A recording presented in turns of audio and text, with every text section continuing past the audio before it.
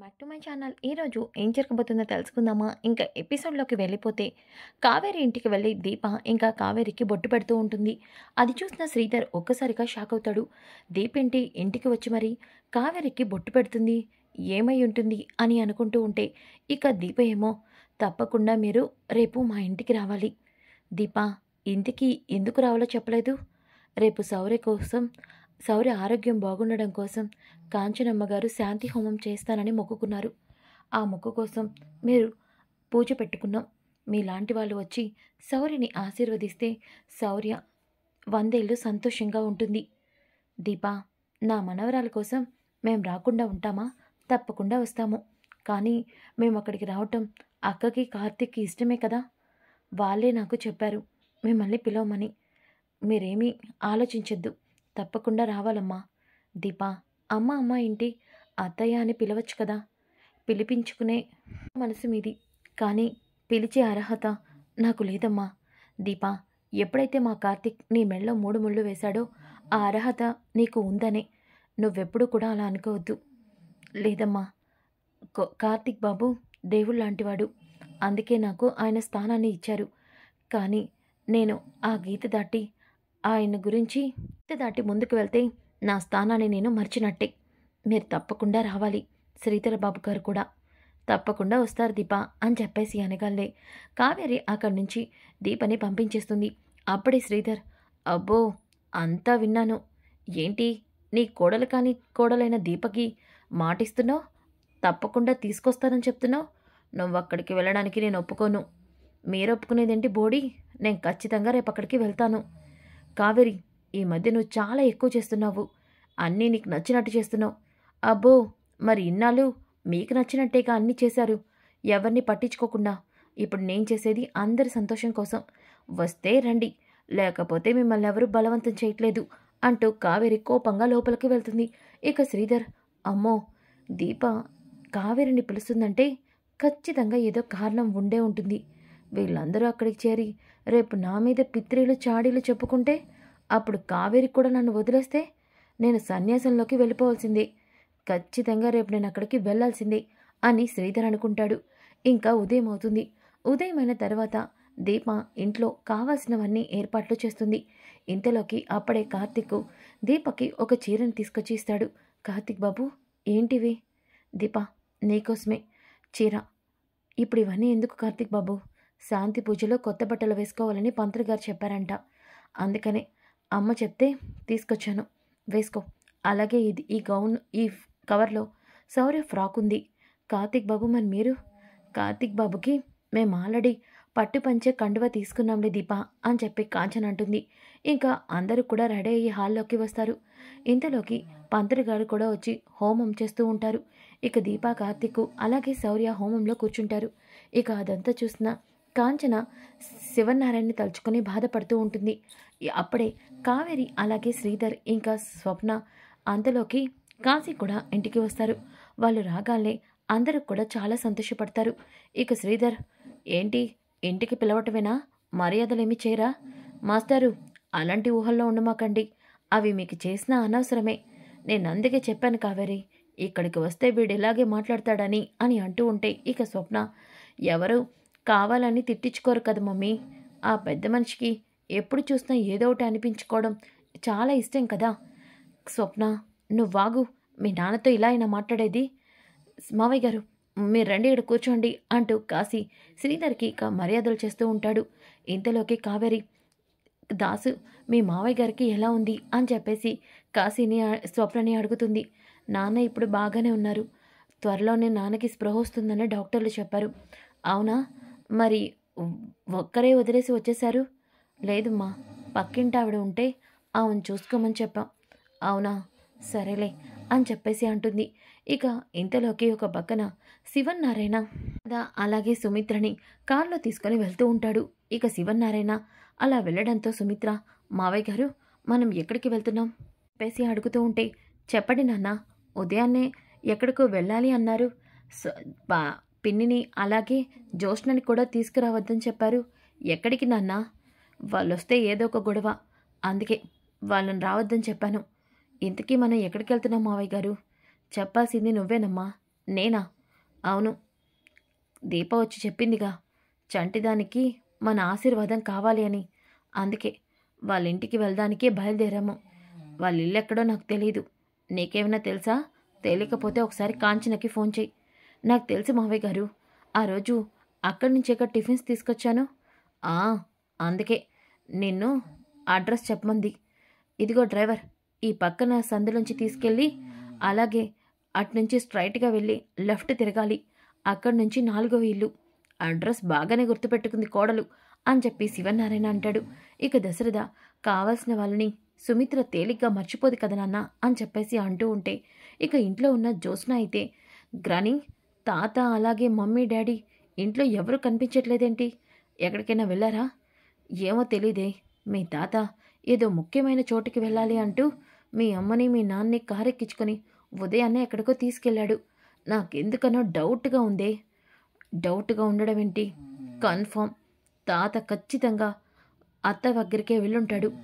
ఎలా చెప్తున్నావే? నిన్న మీ తాతని చూస్తే చాలా పౌరుషంగా ఉన్నాడు కదా. దీపతో రానని చెప్పాడు కదా. చెప్పినా ఆ దీప కన్నీరికి ఖచ్చితంగా తాత మనసు కరిగి ఉంటుంది. అందుకే వాళ్ళింటికి వెళ్తున్నట్టున్నారు. ఇప్పుడే అక్కడికి వెళ్ళి రచ్చరచ్చ చేస్తాను. ఒసే జోష్న, ఎందుకే అనవసరంగా నువ్వు అక్కడికి వెళ్ళావంటే లేనిపోయిన గొడవ. నీకు దండం పెడతానే, ఆగిపోవే. గ్రాని, నేను సైలెంట్గా ఉంటే ఆ దీప తన కన్నీళ్లతో మాయమాటలతో తాతని మమ్మీని డాడీని తన వైపు తిప్పేసుకుంటుంది. అప్పుడు పూర్తిగా మనం ఏమీ చేయలేము. గ్రిప్ నా చేతిలో ఉండాలన్నా, ఈ ఆస్తి నాకు దక్కాలన్నా ఎట్టి పరిస్థితుల్లోనూ దీప తాత వాళ్ళతో దగ్గర అవ్వకూడదు. నేనిప్పుడే అక్కడికి వెళ్తున్నాను అంటూ జ్యోత్స్న కోపంగా బయలుదేరుతూ ఉంటే ఇక పారిజాతం, ఆగవే, నేను కూడా వస్తాను అంటూ ఇద్దరు కూడా ఇంకా కారులో బయలుదేరుతారు. ఇంతలోకి పంతులు గారు, హోమం పూర్తయిందమ్మా, ఇక మీ పెద్దవాళ్ళు ఎవరుంటే వాళ్ళ దగ్గర ఆశీర్వాదం తీసుకోండి అని వెనకాలనే కాంచన, నా పెద్దవాళ్ళు మా నాన్న, వదిన, అన్నయ్య, వాళ్ళే మా వాళ్ళు, కానీ వాళ్ళు ఇక్కడికి రారు కదా అని బాధపడుతూ ఉంటే అప్పుడే కాంచన అని చెప్పే దశరథ అంటాడు. నాన్న అని చెప్పేసి ఒక్కసారిగా కాంచన, శివనారాయణ అలాగే వాళ్ళందరినీ చూసి సంతోషపడుతూ ఉంటే దశరథ, సుమిత్ర లోపలికి వస్తారు. ఇక కార్తిక్ కూడా షాక్ అయిపోతాడు. దీప, తాతయ్యగారు లోపలికి రండి, సుమిత్రమ్మ రండమ్మా అని చెప్పి లోపలికి తీసుకొస్తుంది. ఇక శ్రీధర్, అబ్బో, ఈ ముసలోడికి చాదస్తం ఎక్కువే. ఆరోగ్యం బాలేదంటే ఆపరేషన్కి డబ్బులు ఇవ్వలేదు కానీ పూజకి మాత్రం ఊపుకుంటూ వచ్చేశాడు అని చెప్పేసి అనుకుంటాడు. ఇంకా అప్పుడే కాంచన, నాన్న, నేనన్న మాటల్ని పట్టించుకోకుండా మీరు మా ఇంటికి రావటం చాలా సంతోషంగా ఉంది నాన్న. నేను ఇక్కడికి వచ్చింది జరిగిన గొడవలు మర్చిపోయో బంధాల్ని కలుపుకోవడానికో కాదు, చంటిదాన్ని చూసిపోదామని, అలాగే చంటిదానికి నా ఆశీర్వాదం ఇవ్వాలని. ముద్దుల తాత అంటూ శౌర్య శివనారాయణ దగ్గరికి వస్తుంది. శివనారాయణ ఒక్కసారిగా ఎత్తుకుంటాడు. ఇక శౌర్య, ముద్దుల తాత, ఇప్పుడు నాకు ఆరోగ్యం బాగానే ఉంది. నాకు మొన్నంతా చాలా భయం వేసింది. నాకు చాలా పరీక్షలు జరిగాయి తెలుసా అని జరిగిందంతా చెప్తూ ఉంటే ఇక శివనారాయణ ఎమోషనల్ అయిపోతాడు. ఇక అలాగే శౌర్య, ఏమైంది ముద్దుల తాత? అమ్మ, నాన్న అందరూ కూడా ఇలాగే ఏడ్చారు. నాకిప్పుడు బాగానే ఉంది కదా. అయినా ముద్దుల తాత, ఎందుకు నువ్వు మా అమ్మ మీద కోపంగా ఉంటున్నావు? ఎందుకు మీరెవ్వరూ మాతో పాటు ఇంటికి రావట్లేదు? మీరు ఎందుకు దూరంగా ఉంటున్నారు అని వెనకాలనే ఇక దీప, శౌర్య, ఇప్పుడు అవన్నీ అడగటం కరెక్ట్ కాదు. ముందు తాతయ్య గారి దగ్గర ఆశీర్వాదం తీసుకో. సరే అమ్మా అని చెప్పి శౌర్య ఇక శివనారాయణ అలాగే సుమిత్ర దశరథ దగ్గర ఆశీర్వాదం తీసుకుంటుంది. ఇక శ్రీధర్, అంతా బాగానే ఉంది, మరి మమ్మల్ని ఎందుకు ఇక్కడ పిలిచినట్టు? ఎల్లు శౌర్య, తాతయ్య నాన్నమ్మ దగ్గర కూడా ఆశీర్వాదం తీసుకో అని వెనకాలనే ఇక కావేరి అలాగే శ్రీధర్ ఇక కాంచన, అనసూయ అందరి దగ్గర శౌర్య ఆశీర్వాదం తీసుకుంటుంది. ఇక దీప, అత్తయ్య గారు, అత్తయ్య లోపలికి, ఇప్పుడే వెళ్ళి లోపలికి వెళ్ళి నేను అన్ని ఏర్పాట్లు చేస్తాను దీప. తాతయ్య గారు ఫస్ట్ టైం మా ఇంటికి వచ్చారు. మా ఇంట్లో కనీసం భోజనం చేస్తేనే వెళ్ళండి మావయ్య గారు. ఇక కార్తీక్, ఎందుకు తినరు? నీ వంట అంటే వాళ్ళకి చాలా ఇష్టం కదా. ఒరే కార్తీక్, ఎందుకు అలా మాట్లాడుతున్నావు? వాడు మాట్లాడడం కొత్త ఏం కాదు కదా అని శివనారాయణ అంటాడు. ఇక సుమిత్ర, మావయ్య గారు ఇక్కడి వరకు వచ్చాము, ఈరోజు దీప చేతి వంట తిని వెళ్దాం మావయ్య గారు. శౌర్య కూడా మనతో ఉండాలని అనుకుంటుంది కదా. అవును నాన్న అని దశరథ్ కూడా అంటాడు. ఇక అందరూ కలిసి అక్కడే భోంచేద్దాము అనుకుంటారు. ఇంతలోకి అప్పుడే జ్యోత్స్న పారిజాతం కూడా వస్తారు. అందరూ కూడా కూర్చొని భోజనం చేస్తూ ఉంటే జ్యోత్స్న ఒక్కసారిగా అందరిని చూసి షాక్ అయిపోతుంది. తాత ఏంటిదంతా అని వెనకాలనే ఇక పారిజాతం బాగుందే, చాలా బాగుంది. మా వాళ్ళను కూడా మార్చేసి నీ దాంట్లోకి తీసుకొచ్చేసావుగా. ఎలా ఉండాల్సిన మనుషుల్ని ఇలా నేల మీద చాపేసి భోజనం పెడుతున్నారా? అసలు నీకు బుద్ధుందా అని దీపం మీద అరుస్తూ ఉంటే, నోర్మొయ్యి పారిజాతం, ఏంటా మాటలు? అది కాదండి, అసలు మిమ్మల్ని ఇక్కడికి ఎవరు పిలిచారు? ఎవరు రమ్మన్నారు? అది తాత, నేనే గ్రాణిని ఇక్కడికే తీసుకొచ్చాను. నువ్వెందుకు ఇక్కడికి వచ్చావు? మీరు ఇక్కడికే వెళ్ళారని నాకు తెలుసు, అందుకే వచ్చాను. అయినా ఏంటి తాత ఇదంతా? జ్యోత్స్న మాట్లాడదని చెప్పాను కదా అని చెప్పి అనగానే ఇక జ్యోత్స్న, తాత మీకు ఈ దీప గురించి తెలియట్లా. ఈ దీప మీరనుకున్నంత అమాయకురాలు కాదు. ఈ దీప చెప్పు జ్యోత్స్నక్క, దీపక గురించి ఏం చెప్పాలనుకుంటున్నావు? చెప్పు. ఒరేయ్ కాశీ, నువ్వు అనవసరంగా మధ్యలోకి రాకు. మధ్యలోకి వచ్చింది నువ్వక్క. మా అందరం సంతోషంగా ఉంటే ఆ ఆనందాన్ని తీయడానికి వచ్చింది నువ్వు అని వెనకాలనే ఇక సుమిత్ర, ఏంట్రా కాశీ నోరెత్తుతున్నావేంటి? నా కూతురు మీదే అరుస్తున్నావు? నేను అరుస్తుంది జ్యోత్స్నక్క మీద కాదు, దీపకకి అన్యాయం చేస్తున్న జ్యోత్స్నక్క మీద. ఏంట్రా మాట్లాడుతుంది? అవును, మీ అందరికీ ఒక విషయం చెప్పనా? శౌర్య ఆపరేషన్ గురించి జ్యోత్స్నక్కకి ముందే తెలుసు. ఆ ఆపరేషన్కి డబ్బులు ఇవ్వడానికి హాస్పిటల్కి వచ్చి జ్యోత్స్నక్క ఎంత గొడవ చేసిందో మీకు తెలుసా? ఏంట్రా నువ్వు మాట్లాడుతుంది? జ్యోత్స్న, నువ్వు హాస్పిటల్కి వెళ్ళావా? ఇదేంటి వీడు మొత్తం జరిగిందంతా ఇప్పుడు మమ్మీ డాడీ ముందు చెప్పేస్తాడా ఏంటి? తాత కనుక ఈ విషయం తెలిస్తే నా పరిస్థితి ఏమవ్వాలి అని కంగారు పడుతూ ఉంటే ఇక పారిజాతం, వీడేదో తిక్కగా మాట్లాడుతున్నాడులే, వాడి మాటల్ని పట్టించుకోవద్దు. నానమ్మ, నేనేమి తిక్కగా మాట్లాడలేదు. జరిగిన నిజం గురించే చెప్తున్నాను. జ్యోత్స్నక్క గురించే మీ అందరికీ నిజం చెప్తున్నాను. ఏంట్రా నిజం? చూడండి పెద్దనాన్న, మీరే ఈ వీడియోని చూడండి అంటూ దశరథకి శివనారాయణకి వీడియోని చూపిస్తాడు. ఒక్కసారిగా ఆ వీడియోలో జ్యోత్స్న, చూడు దీపా, నీ కూతురు బ్రతకాలి అంటే ఇదిగో ఈ చెక్ తీసుకొని ఈ పేపర్ల మీద సంతకం చేయాలి. ఈ పేపర్లు ఏంటో తెలుసా? బావతో శాశ్వతంగా నువ్వు విడిపోతున్నట్టు అగ్రిమెంట్ పేపర్. వీటి మీద సంతకం చేస్తే నీకు నేను ₹1,00,00,000 ఇస్తా. దాంతో నువ్వు నీ కూతుర్ని బ్రతికించుకోవచ్చు, బావ జీవితం నుంచి దూరంగా వెళ్ళిపోవచ్చు. ఏమంటావు దీపా? ఇది మంచి ఆఫర్ కదా. చూడు, నువ్వు ఇప్పుడు ఈ ఆఫర్ తీసుకోకుండా ఎవరైనా వచ్చి నీకు హెల్ప్ చేస్తారనుకుంటావేమో. ఆల్రెడీ ఇంట్లో వాళ్ళకి నువ్వు చెప్పింది అబద్ధమని వాళ్ళు నిన్ను నమ్మించేశాను. కాబట్టి అక్కడి నుంచి నీకు ₹1 కూడా సహాయంగా రాదు. అందుకే మర్యాదగా ఈ పేపర్ల మీద సంతకం చేయి అని వెనకాలనే ఒక్కసారిగా శివనారాయణ, దశరథ, సుమిత్ర అది చూసి షాక్ అయిపోతారు. జ్యోత్స్న చాలా కంగారు పడుతూ ఉంటుంది. ఇక పారిజాతం, అది కదండి, నోర్మొయ్ అంటూ శివనారాయణ ఇక జ్యోత్స్న దగ్గరికి వచ్చి, ఏంటి జ్యోత్స్న ఇదంతా? అది తాత, అది అని అంటూ ఉంటే శివనారాయణ జ్యోత్స్న చెంప పగలగొడతాడు. చూడు జ్యోత్స్న, నువ్వు తప్పు చేస్తే ఆ తప్పుని సరిదిద్దుకుంటావని ఎన్ని రోజులు కూడా నిన్ను వదిలేశాను. కానీ చంటిదాని ప్రాణాలతో చెలగాటాలాడి ఇలా తాళిని బేరం పెట్టాలని చూసావని తెలిస్తే నీ మీద నాకు అసహ్యంగా ఉంది. అసలు ఇలాంటి పనులు చేయడానికి సిగ్గుగా లేదా? తాత, నేను చేసిన దాంట్లో తప్పేముంది? ఈ దీపే కదా నా బావని లాక్కుంది. లేకపోతే బావ నేను మనమందరం ఎంతో సంతోషంగా ఉండేవాళ్ళం. అందుకే దీపకి నేను ₹1,00,00,000 ఇస్తానని చెప్పాను. తప్పేముంది? తప్పున్నారా? నువ్వు ఇంకొక్క మాట మాట్లాడావంటే ఇక్కడే నీ గొంతు పిసికి చంపేస్తానే. నీలాంటి పాపిస్థితి నాకెలా పుట్టిందనని అనుమానంగా ఉంది. పసికందుని అడ్డు పెట్టుకొని దీపని కార్తీక్ నుంచి దూరం చేయాలని చూసావా? అసలు నీకు సిగ్గుందా? Mummy stop it. అసలు నీకు కొంచెమైనా బుర్రుందా? నేను నీ కన్న కూతుర్ని. ఆ దీప ఎవరో అనామకురాలు, అనాథ. దాన్ని పట్టుకొని నా గురించి నన్ను తిడుతున్నావేంటి? నీ కూతురికి అన్యాయం జరిగితే నువ్వు మాత్రం ఆ దీపని సపోర్ట్ చేస్తావు. అందుకే నేను ఈ విషయం మీకెవ్వరికీ చెప్పలేదు. ఒకవేళ తెలిసినా మీరు ఇలాగే చేస్తారని నేను మీ దగ్గర నిజం దాచిపెట్టాను. అయినా అంత పెద్ద తప్పు నేనేం చేశాను? ఈ దీప, ఈ అనామకురాలు, ఈ అనాథ మన ఇంటికి రాకపోయి ఉంటే ఈరోజు నా పరిస్థితి ఇలా అయ్యేదే కాదు. అయినా తప్పంతా నాదే. నీ ప్రాణాన్ని కాపాడిందని దీన్ని తీసుకొచ్చాను కదా, నాది తప్పు. లేకపోతే ఏ రోడ్డునో అడుక్కు తింటూ ఉండేది. నేనే తప్పు చేశాను అని అనగానే అప్పుడే దాసు జ్యోత్స్న చెంప పగలగొడతాడు. దాంతో అందరూ కూడా షాక్ అయిపోతారు.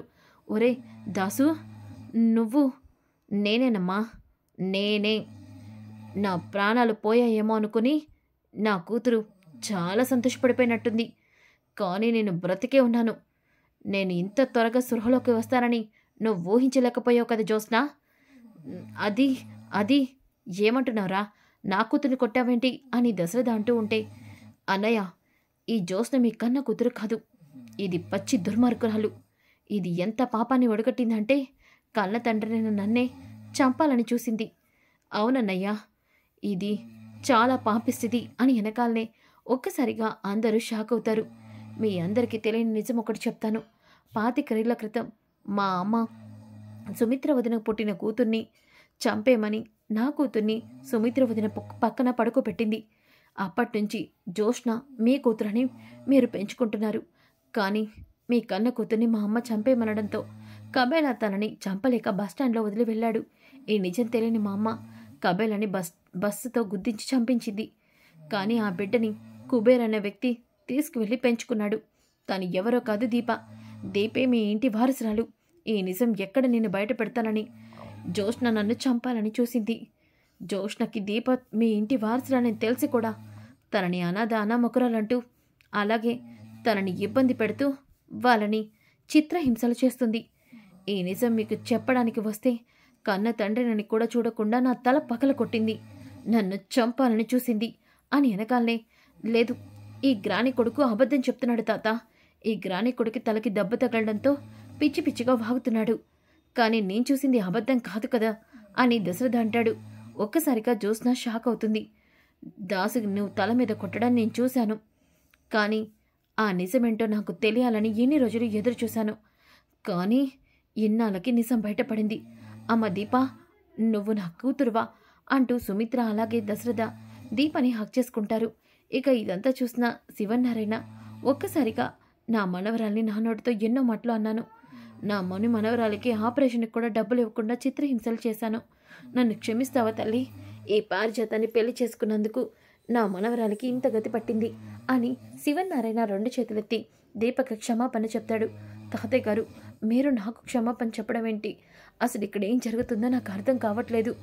అత్తయ్య, ఏంటి, నేను నీ మేనకోడల్ని కాదా? కాదే దీపా, నువ్వు నా మేనకోడలివి కాదు. నువ్వు ఈ ఇంటి వారసురాలన్న విషయం ఈరోజే నాకు తెలిసింది. అవునే, నా తమ్ముడు నువ్వు బస్టాండ్లో దొరికావని చిన్నప్పుడు నిన్ను ఇంటికి తీసుకొని వచ్చాడు. అప్పుడు నేను, ఈ బిడ్డ అనాథ, ఎందుకురా ఇంటికి తీసుకొచ్చావంటే, బిడ్డల్లేనే నాకు ఆ భగవంతుడు ఇచ్చిన వారం, ఈ బిడ్డ అనాథని ఎప్పుడైనా ఎవరికైనా చెప్తే నేను చచ్చినంత ఒట్టేనని వాడు నాతో ఒట్టు వేయించుకున్నాడే. అందుకే ఇన్నాళ్ళు ఈ నిజం నేను బయటకు చెప్పలేదు. కానీ మొన్న ఈ పెద్దయిన మీ నాన్న ఫోటో చూపించి నీ గురించి అడిగితే, ఆ రోజు నీ తల్లిదండ్రుల గురించి ఏదో ఒక రోజు నిజం బయట పెడతాను అన్నాడు. ఈరోజు ఆ నిజం బయటపడిందే. అవును, నిజానికి నీ తల్లిదండ్రులు నా తమ్ముడు కాదే. నేను ఎప్పుడు అనుకునేదాన్ని నువ్వు ఏ గొప్పింటి బిడ్డవో, అందుకే నీకు ఇలాంటి బుద్ధులు వచ్చాయి అని. అదే నిజమైంది. సుమిత్రమ్మ కడుపులో నువ్వు పుట్టావే, అందుకే ఆ భగవంతుడు నీకు అంత మంచి బుద్ధిని ఇచ్చాడు. అలాగే దగ్గరికి నిన్ను చేర్చాడు అని వెనకాలనే ఇక కాంచన, అన్నయ్య, అంటే నా మేనకోడల్ని నేను నా కోడల్ని చేసుకుంటానన్న మాట నిజమైంది. అవును కాంచన, నువ్వన్న మాటే నిజమైంది. దీపాన్ని మేనకోడలు కాబట్టే కార్తీక్ని పెళ్లి చేసుకుంది అని వెనకాలనే జ్యోత్స్న ఒక్కసారిగా షాక్ అయిపోతుంది. ఇక పారిజాతం, ఒసే పాపిష్టిదానా, నీ కన్న తండ్రిని చంపాలనుకున్నావా? గ్రాని, ప్లీజ్ నన్ను కాపాడు గ్రాని. తాత, ఎంత కాదనుకున్నా నేను మీ మనవరాల్ని. గ్రాని చేసిన దానికి నన్నేం చేయమంటారు? నోర్బై! పారిజాతం, నిన్ను మార్చి ఒక తప్పు చేస్తే నువ్వు నిజం తెలిసి 2వ తప్పు చేసావు. ఆ నిజాన్ని బయటపడకుండా ఉండడం కోసం కన్న తండ్రినే హతమార్చాలని చూసావు. నిన్ను ఇక్కడే ఉంచితే నువ్వు ఎంతకైనా తెగిస్తావు. ఇప్పుడే పోలీసులతో నిన్ను అరెస్ట్ చేయిస్తాను అని అనగానే ఇక పారిజాతం, మంచి పని చేశారండి. ఒసే, నిన్ను నా కొడుకు కోసం దాని బిడ్డని చంపాలనుకున్నాను. కానీ నువ్వు ఆస్తి కోసం నీ కన్న తండ్రిని చంపాలనుకున్నావు. నేను చేసిన దానికి నువ్వు చేసిన దానికి చాలా తేడా ఉందే. అందుకే ఈరోజు ఇలా ఒంటరిగా మిగిలిపోయావు. పోవే పోవే పాపిష్టిదానా అంటూ పారిజాతం కూడా ఇక జ్యోత్స్నని మెడ పట్టి బయటికి గంటేస్తుంది. సో ఫ్రెండ్స్, కమింగ్ ఎపిసోడ్స్ చాలా ఇంట్రెస్టింగ్గా ఉంటాయి. Don't miss. ఈ వీడియో నచ్చితే తప్పకుండా